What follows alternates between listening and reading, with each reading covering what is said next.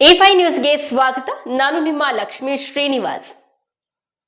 ಅಖಿಲ ಕರ್ನಾಟಕ ಬ್ರಾಹ್ಮಣ ಮಹಾಸಭಾದ ರಾಜ್ಯಾಧ್ಯಕ್ಷ ಮತ್ತು ಜಿಲ್ಲಾ ಪ್ರತಿನಿಧಿ ಸ್ಥಾನಗಳಿಗೆ ನಡೆದ ಚುನಾವಣೆಯಲ್ಲಿ ಎಸ್ ರಘುನಾಥ್ ಮತ್ತು ತಂಡದವರು ಅಭೂತಪೂರ್ವವಾಗಿ ಜಯ ಗಳಿಸಿದ್ದಾರೆ. ನಗರದ ಪಿಸಿ ಬಡಾವಣೆಯಲ್ಲಿನ ಗಾಯತ್ರಿ ಪ್ರಾರ್ಥನಾ ಮಂದಿರದ ಮತಕೇಂದ್ರದಿಂದ ಭಾನುವಾರ ಬೆಳಿಗ್ಗೆ 8ರಿಂದ ಸಂಜೆ 4 ಗಂಟೆಯವರೆಗೆ ನಡೆದ ಮತದಾನದಲ್ಲಿ ಜಿಲ್ಲೆಯ 810 ಮತದಾರರಲ್ಲಿ 543 ಮಂದಿ ತಮ್ಮ ಹಕ್ಕನ್ನು ಚಲಾಯಿಸಿದ್ದಾರೆ. ರಾಜ್ಯದ ಅಧ್ಯಕ್ಷೀಯ ಸ್ಥಾನದ ಅಭ್ಯರ್ಥಿ ಎಸ್ ರಘುನಾಥ್ 375 ಮತಗಳನ್ನು ಪಡೆದು ಗೆಲುವಿನ ನಗೆ ಬೀರಿದರೆ ಅವರ ಪ್ರತಿಸ್ಪರ್ಧಿ ಭಾನುಪ್ರಕಾಶ್ ಅವರಿಗೆ ದೊರೆತಿದ್ದು 153 ಮತಗಳು ಮಾತ್ರ.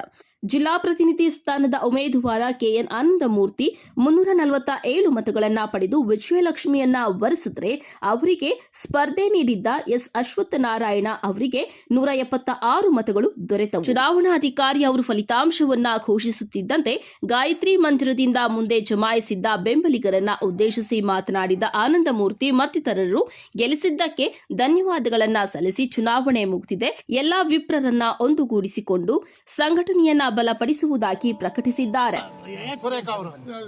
ತುಂಬಾ ಸಹಕಾರ ಕೊಟ್ಟು ನನ್ನನ್ನ ಬದ್ರೀನಾಥ್ ರವರು ಎಲ್ಲರೂ ತುಂಬಾ ಸಹಕಾರ ಕೊಟ್ಟಿದ್ದಕ್ಕೆ ಎಲ್ಲರಿಗೂ ಧನ್ಯವಾದಗಳು.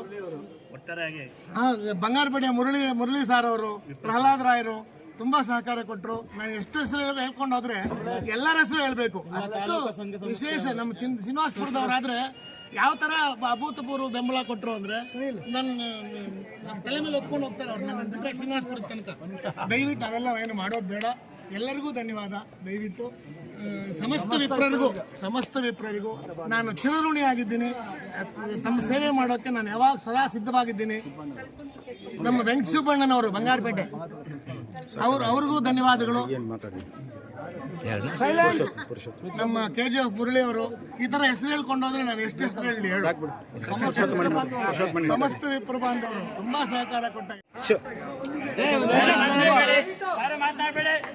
ಈ ಒಂದು ಅಖಿಲ ಕರ್ನಾಟಕ ಬ್ರಾಹ್ಮಣ ಮಹಾಸಭೆಗೆ ಚುನಾವಣೆ ನಡೆದಿರುವ ಈ ಸುಸಂದರ್ಭದಲ್ಲಿ ಈ ಜಿಲ್ಲೆಯ ಪ್ರತಿನಿಧಿಯಾಗಿ ಸ್ಪರ್ಧಿಸಿರತಕ್ಕಂತಹ ಆನಂದಮೂರ್ತಿಯವರು ಹಾಗೂ ರಾಜ್ಯಾಧ್ಯಕ್ಷ ಸ್ಥಾನಕ್ಕೆ ಸ್ಪರ್ಧೆ ಮಾಡಿದಂತಹ ಶ್ರೀ ಎಸ್ ರಘುನಾಥ್ ರವರನ್ನು ನೀವೆಲ್ಲರೂ ಸೇರಿ ಕೋಲಾರ ಜಿಲ್ಲೆಯ ಸಮಸ್ತ ಬಾಂಧವರು, ಎಲ್ಲ ಬ್ರಾಹ್ಮಣ ಮುಖಂಡರುಗಳು ಹಾಗೂ ಸಮಸ್ತರು ಸೇರಿ ಈ ಒಂದು ವಿಜಯ ಮಾಲೆಯನ್ನು ಹಾಕಿದ್ದೀರಿ.